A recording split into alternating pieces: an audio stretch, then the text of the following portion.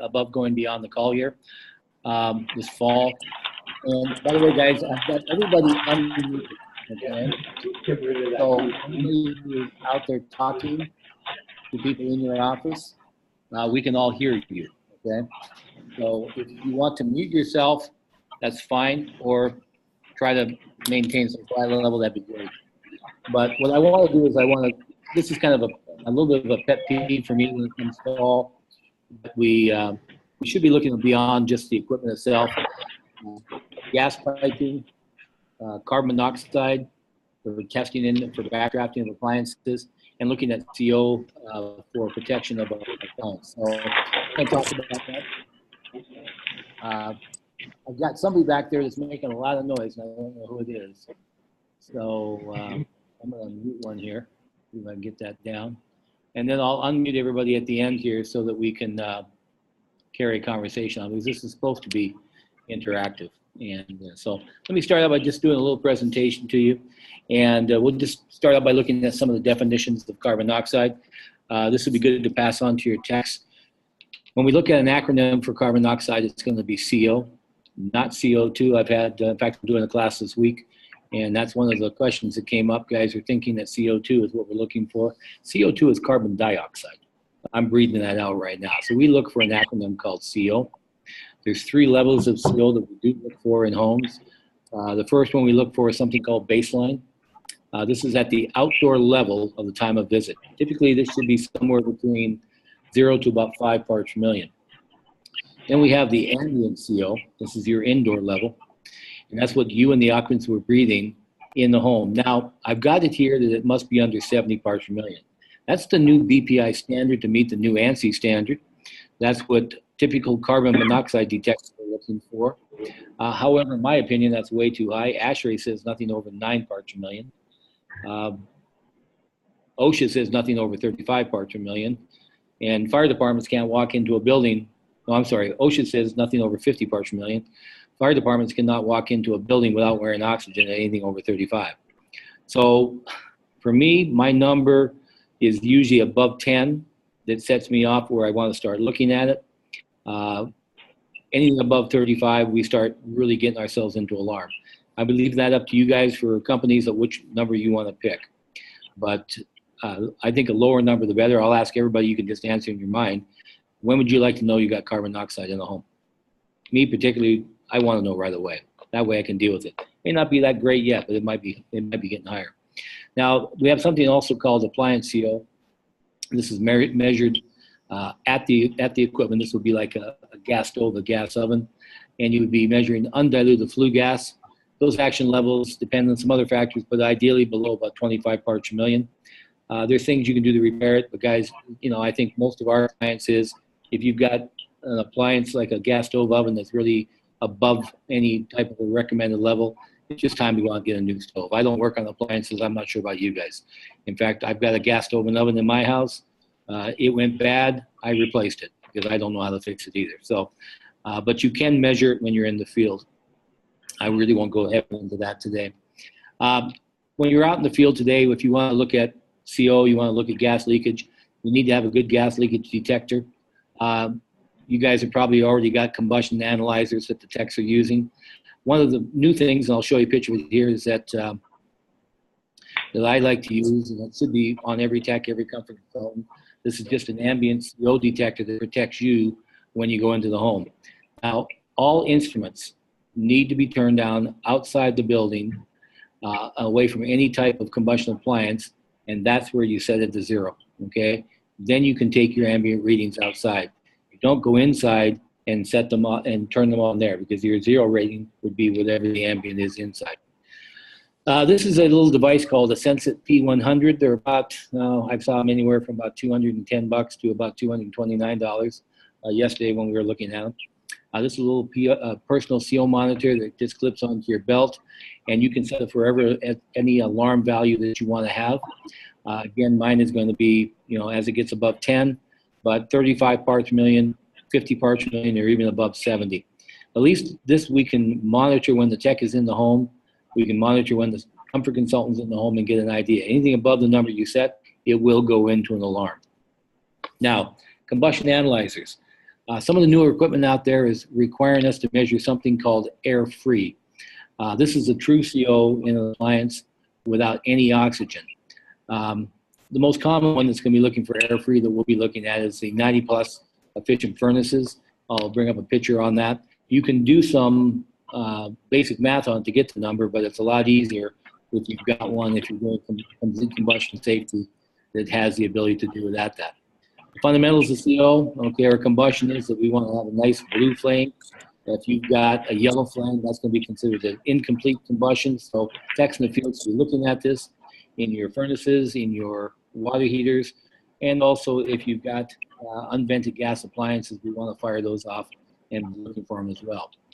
As far as gas leakage detecting, the rule on that is that we should check all accessible gas pipe for leaks. It's amazing if I've gone into a home with a technician and we start looking for gas pipes, gas leaks in the pipes. It's amazing how many times we actually see some. And, you know, it's something we should bring to the attention of the homeowner. It's something we can repair. But you want to do it not only on the inside, but you also want to do it on the outside. And you don't do it just the joints. You're supposed to do it along all the piping so that we can see if there's a crack or there's something wrong with that piece of pipe. A good gas leakage detector doesn't cover the BPI ANSI numbers, but if we're not doing that, you can buy one for about $125. The tech should have one. We're walking in the home, we should be looking for it. Now, if you're trying to test for CO, not combustion safety, where we want to do it in an old naturally aspirated unit is in each of the cells of the heat exchanger. I'm looking for undiluted CO. Now, in the vent connector, we're no longer really testing for spillage anymore, or not spillage, I'm sorry, for vent pressure.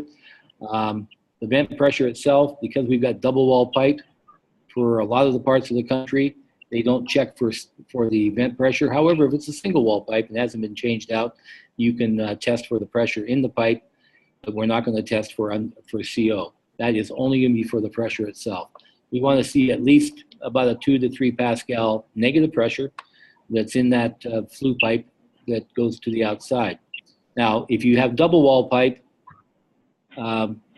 codes, the manufacturer says don't drill a hole in it. So BPI has changed theirs, and they're not looking at them anymore.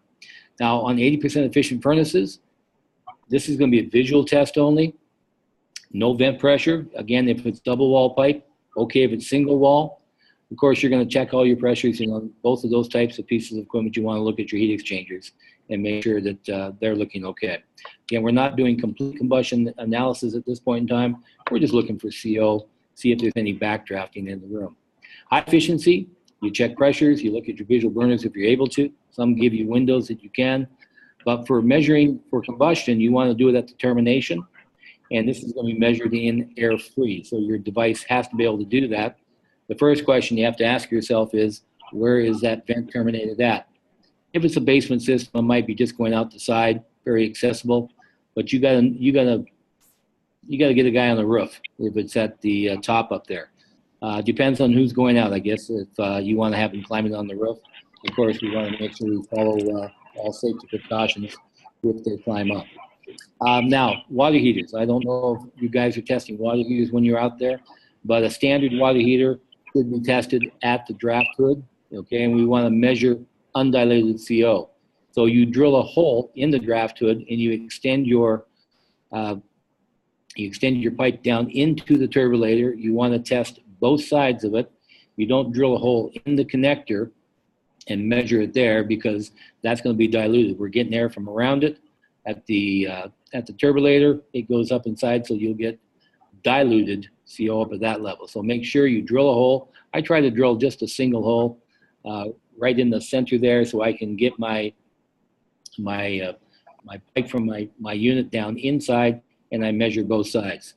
Again, if it's got double wall pipe all the way down to the unit, we do not need to measure draft. However, we do want to measure spillage here, and I'm not going to say we have to do the complete spillage test as BPI would say, but at least let's take a look at if it's coming on using smoke, see if it's backdrafting into the home. And what they want to have it done is running it for 5 minutes and testing it again. BPI wants it every minute up to 5. I say if we test it 1 minute, test it at 5, we should be fine.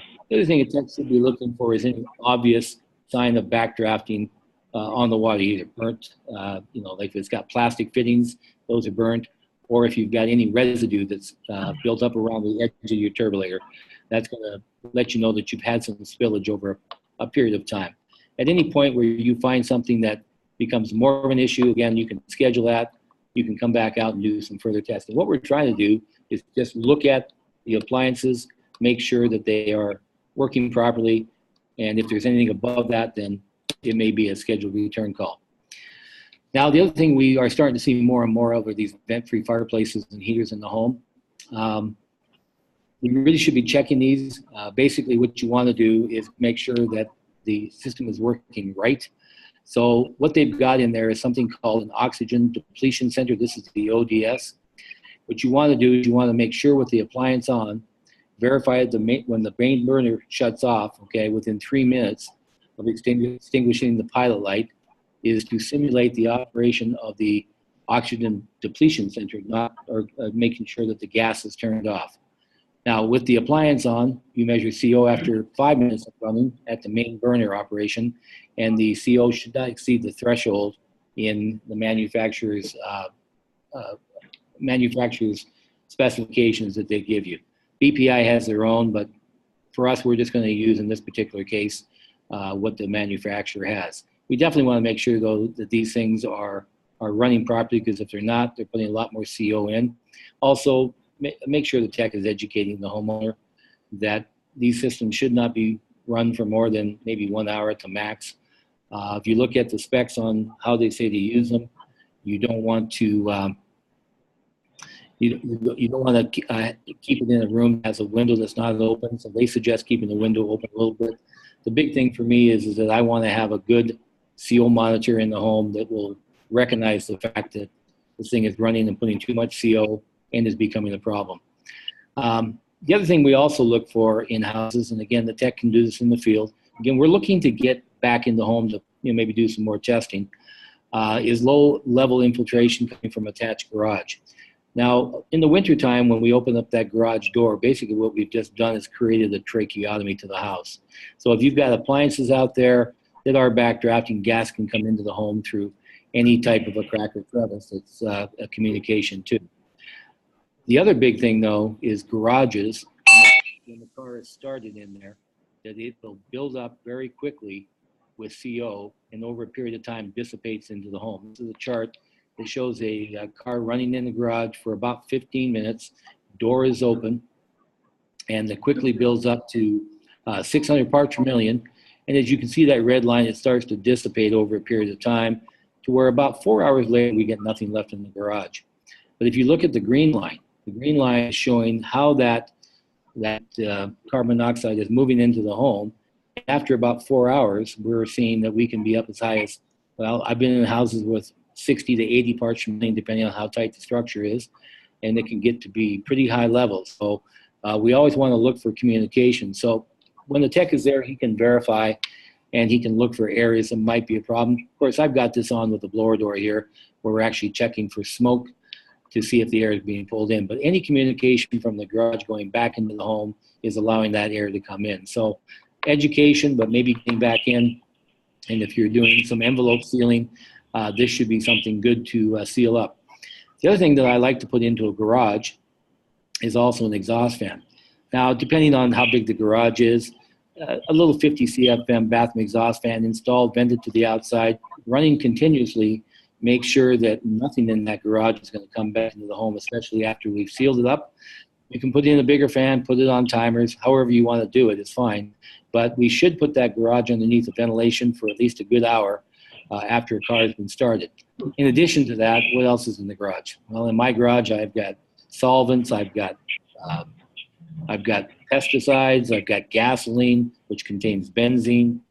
So I've got a lot of things in my garage that I don't want to be breathing in my house. So a good exhaust fan will make sure that we aren't doing that. Again, that's just a recommendation to the homeowner, but when explained to properly, you'll find that many people would like to have that installed. I want to hopefully here this is going to work, guys. Okay, I've never done a video in a Zoom, but we'll see what happens. This is a video that was put out by a company called Minigasco. They're out of Minnesota. The video is a little bit on the old side. But I want you to look at it not so much from the standpoint of what they're talking about with cars being run in the garage for a period of time and CO monitors going off, but I want you to look at it also from the aspect of when this car is on, or when this house is sitting just naturally, look at the amount of air coming in. So I'll kind of preface it for what they did. They put a fog machine in the garage. They have nothing running other than natural infiltration, which would be stack effect in the wintertime and maybe some wind. Take a look over a period of time as how that air moves from the garage, is completely sealed in our opinion, and gets into the home. So let's see if we can make this work right.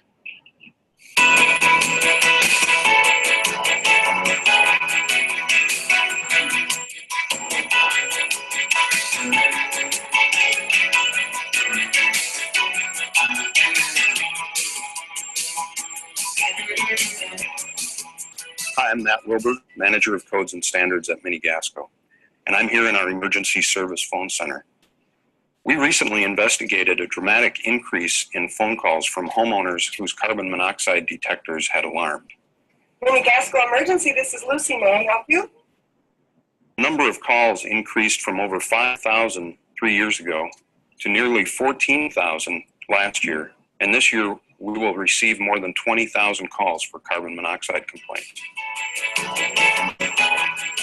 We found that a large number of these calls were from homeowners with attached and tuck-under garages. Most of these calls were received between 9 and 10 in the morning, shortly after people left for work, or between 4 and 5 in the afternoon, possibly when people were returning home from work or picking up their children at school. We studied this issue by monitoring carbon monoxide levels in 50 homes where CO detector alarms had been activated 2 or more times within a year. We found that in over 75% of the homes, the primary source of carbon monoxide was car exhaust coming in from the garage. I'm in the garage, and as you can see, the walls are sheetrocked and taped. They're also insulated, and it would seem as though these walls could keep any air from the garage from going into the living space, which is behind these walls in the house. Our first test is to show how quickly carbon monoxide, or CO, builds in a garage after a car has been started. As you can see, the levels are building to over 200 parts per million. This is the reading we got when we left the car in the garage for only 45 seconds before backing it up. Next, we will be conducting another experiment to demonstrate how carbon monoxide can move from this attached garage into the living space beyond these walls. We will use this theatrical smoke generator to demonstrate the flow of air and carbon monoxide from the garage to all areas of the house. We're in the laundry room, and this is the service door going out to the garage. There's a certain amount of smoke coming in here that may be hard to see, so we brought a dark background up to help make it more visible. As you can see, the smoke is pouring in between the door and the threshold.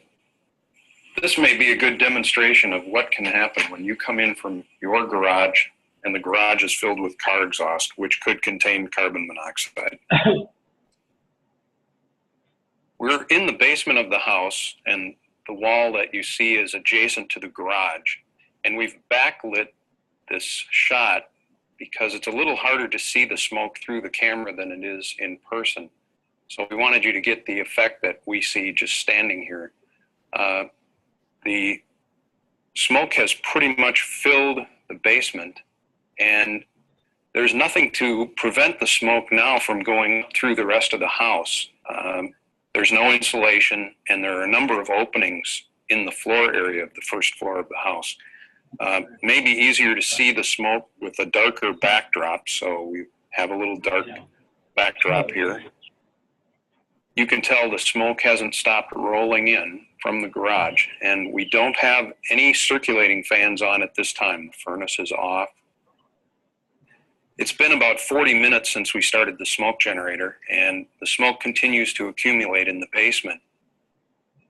And again, this is a representation of the normal air movement from the garage into the house. This is without the furnace running, without any fans running in the house. this air is coming in. And keep in mind that along with this air could be carbon monoxide from your car exhaust, except that carbon monoxide is colorless and odorless, and you wouldn't see it in the air like this. This could take anywhere from 40 minutes to an hour, possibly as much as an hour and a half before it begins to accumulate upstairs. If the furnace is running or other mechanical equipment, this may shorten the amount of time that it takes. Eventually, it could accumulate in the house to a level that might set off a carbon monoxide detector alarm. To recap, when a car is started in a garage and left running, even as little as 45 seconds, the garage quickly fills with carbon monoxide. After about an hour and a half, the CO can spread throughout the entire house. If the level of carbon monoxide is high enough, the CO alarm will sound. In our study, we detected CO levels as high as 85 parts per million inside the house. You can help prevent carbon monoxide from entering your home by backing your car completely out of the garage immediately after you start it.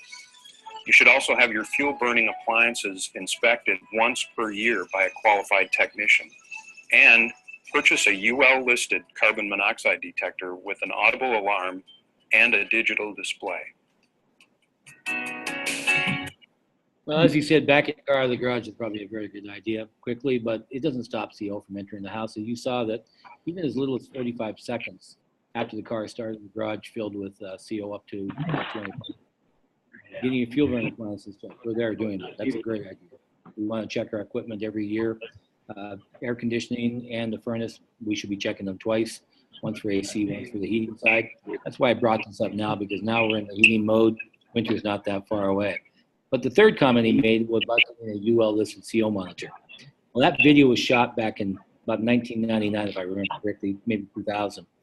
And back in those days, the CO monitors that we bought off the shelf at Home Depot, Lowe's, maybe bought it at Walmart, the UL listing was a lot lower. But because of this problem we were having with CO monitors, gas companies across the country, fire departments across the country, they called them a nuisance call, where these monitors were going off quite quickly, and they'd be out to this house and couldn't find a problem.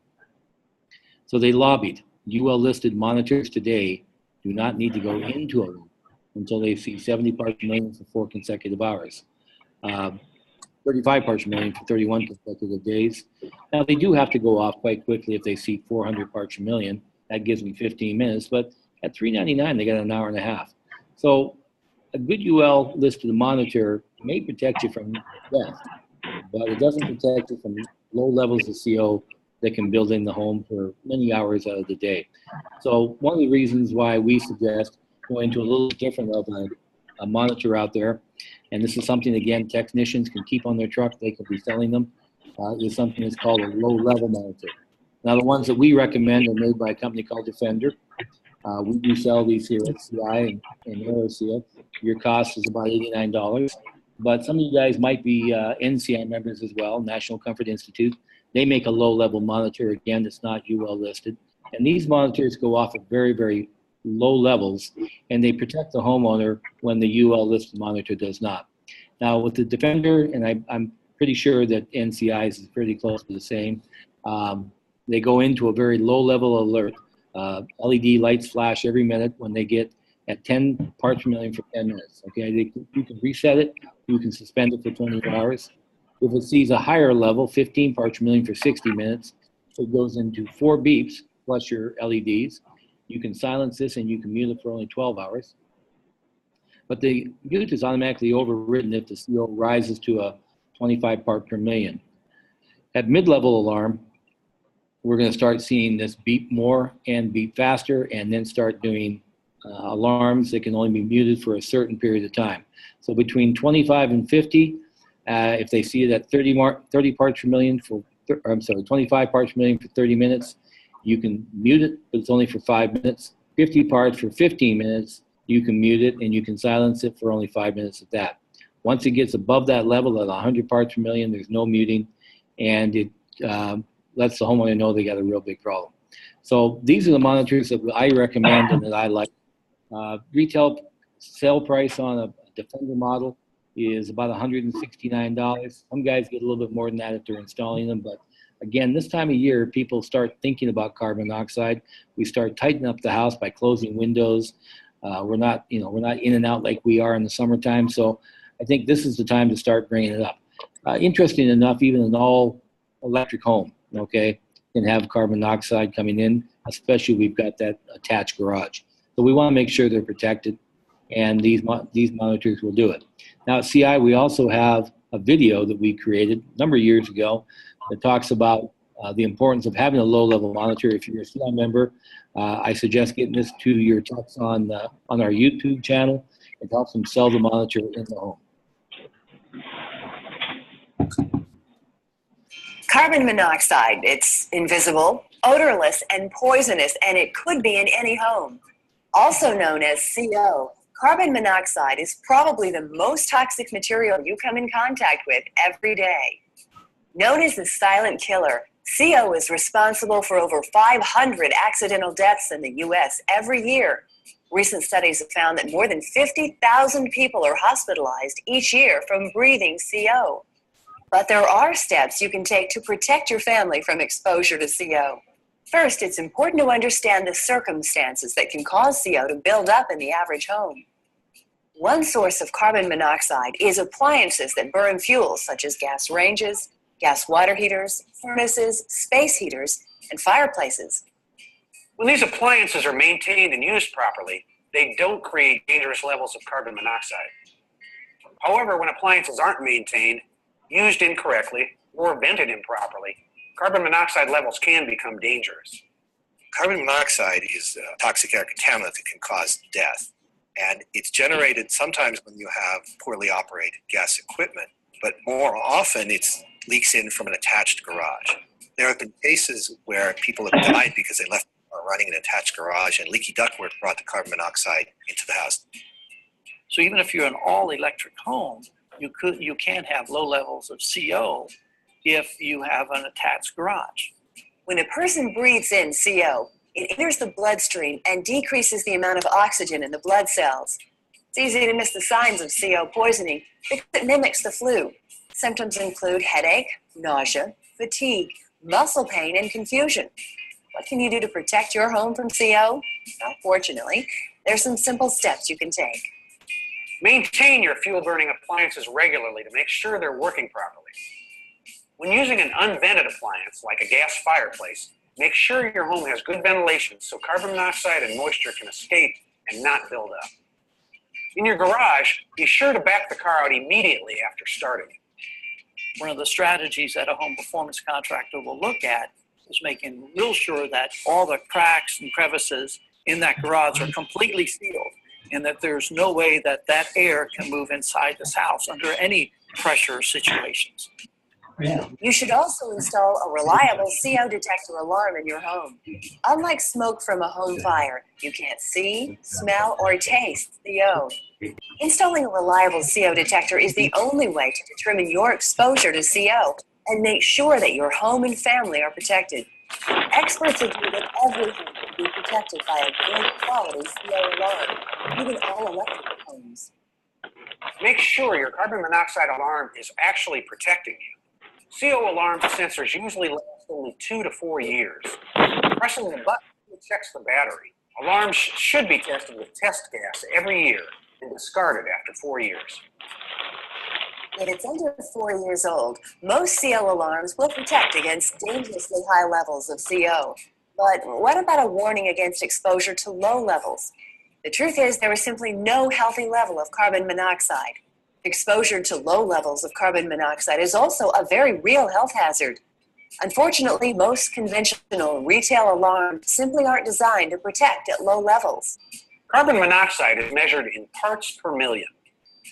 The EPA recommends that you should never be exposed to CO levels over 9 parts per million. But standard retail alarms don't go off until over 70 parts per million has been present for 4 hours. This means that CO levels under 70 parts per million could be present almost indefinitely, and a standard alarm would never go off. To put this amount into perspective, firefighters must wear oxygen tanks when they enter a building containing over 35 parts per million. Pregnant women, Infants, children, senior citizens, persons with heart or respiratory problems, or suppressed immune systems, and smokers may experience the symptoms of CO poisoning at lower levels of exposure. To ensure the greatest protection, your CO detector should be designed to alarm at low levels. That's why the Comfort Institute recommends that every home contain a low-level CO monitor. It's the only device that will reliably warn you about low levels of CO in your home. A low-level carbon monoxide monitor has a highly accurate visual display that notifies you of CO levels starting at a very low 10 parts per million. It emits an early warning beep that gets faster as CO levels rise, and it goes into full alarm mode at 50 parts per million. This early warning system is a feature not available on retail detectors. In addition, the monitor has a memory recall feature that keeps track of the highest reading and when it occurred. And the alarm is battery operated, so it keeps protecting even during a power failure. The monitor contains the largest, most accurate sensor available in a residential CO detector. And this unit is even smart enough to let you know when it needs to be replaced. Contact your local Comfort Institute member contractor and ask him about the low-level CO monitor for your home.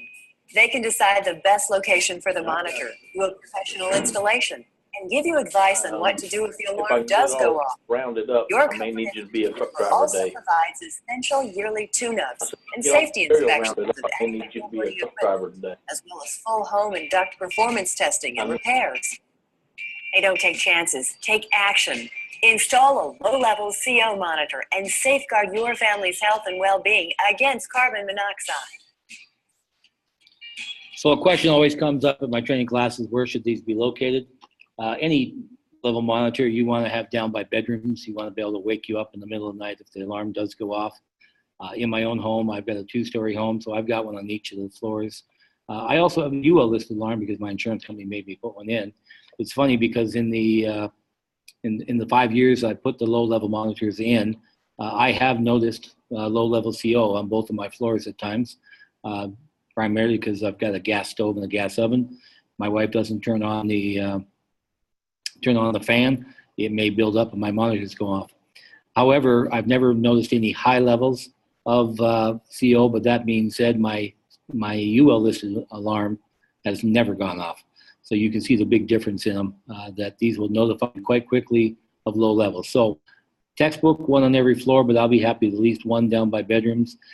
CO does stratify pretty quickly and moves through the home. So one will be, down there, we'll pick it up, but I personally like to have at least 2 of them on there. So, as far as, taking advantage of it, we're in homes. Why don't we look for things that we can talk to the homeowners about? CO, not just from the equipment, but there's an IAQ problem. So we're looking at IAQ. We can talk about selling exhaust fans into the garages. We can seal up that garage. IAQ again from not only CO, but anything we keep in the garage we don't want to breathe in the house. We can sell CO monitors to protect the homeowner. And of course, we want to be doing the standard things, which is checking static pressure, looking for obvious duct leakage, things that maybe your company is offering. Your technicians can be doing that while we're in the home during our maintenance calls. But it seems to be that we forget about the gas piping, we forget about CO until it comes wintertime, and we're headed into that season. So let's go ahead and take advantage of it over there. I want to open it up to questions or comments, maybe some ideas of what you're doing. This is interactive, and let's kind of talk. We got about 20 minutes or so that we can talk about different ideas. Also, if you just have questions and you want to ask me about it, I can answer those for you. So, Austin, if you can just unmute everyone, that'd be great. And let's open it up to questions or comments.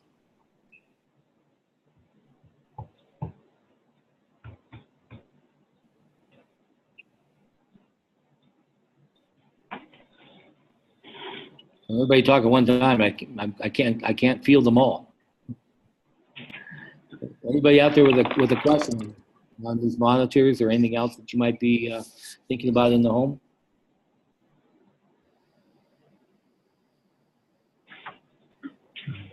Should you have one right by the laundry room outside the garage? Would that be the best place? No, you don't want to have one really close. Not a low-level one, at least. You don't want to have one right next to the door because it'll be going. You'll get a little spillage on occasion. Can't be helped, and these things are pretty sensitive. So I would rather have it towards the middle of the house, down in the hallway, by a bedroom. By the way, I didn't mention it. These low-level monitors, because they do have a window that you can see, they should be mounted at about thermostat height on the wall.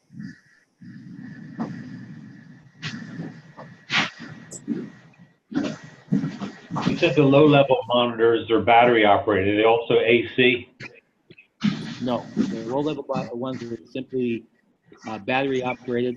The Defender model, it has got a lithium battery that is actually sealed. I don't know what NCI's got in theirs, but the reason why they go to battery operated versus the AC powered ones is because really stupid things happen in houses when the power goes out. A couple of years ago, where I lived, Bellingham, Washington, we had a huge windstorm and knocked out 75,000 people.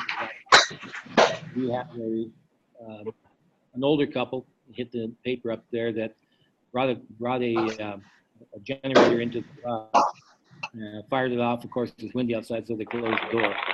And they ended up killing both myself and his wife in the garage. An AC CO monitor would not have picked that up because the power was out and they weren't generating the entire house. That same thing happened down in a couple of years ago. So we don't recommend it. The lithium battery that's in the Defender has got a 2-year warranty on it. It will tell you if the battery's gone bad. And monitors can be replaced every 5 years. And there's no regular.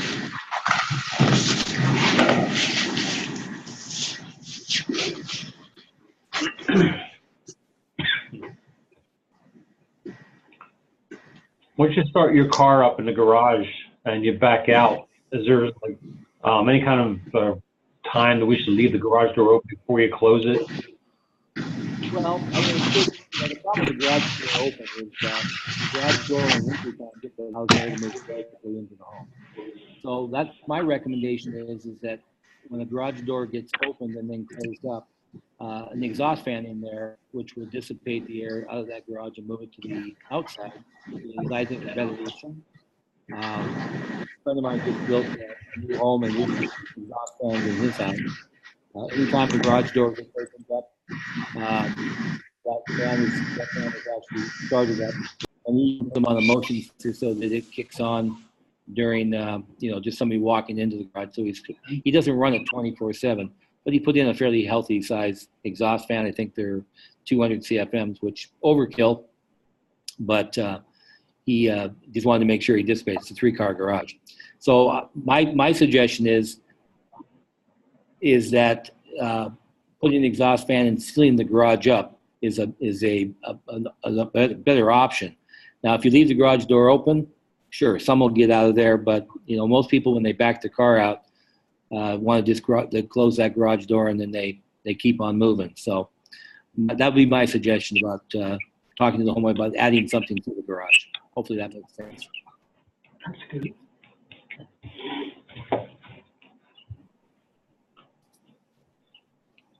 Anything else, guys?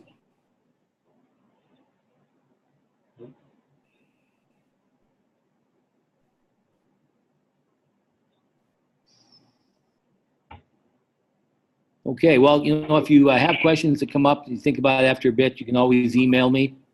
My email is ken@ciinfo.org.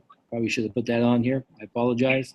Of course, you can text me or you can call me. My phone number is 360-201-1467. If you have any questions or comments or you want to talk about something just even related to the house, I'm always here for you guys. So again, I thank you for coming, and hopefully you got some use out of this. We try to do a different subject every month, something that can add to your business. This one here, just because of the timing, we thought we'd talk a little bit about adding more on the service call. So anyways, again, thanks for showing up, and we'll see you next month. Thank you.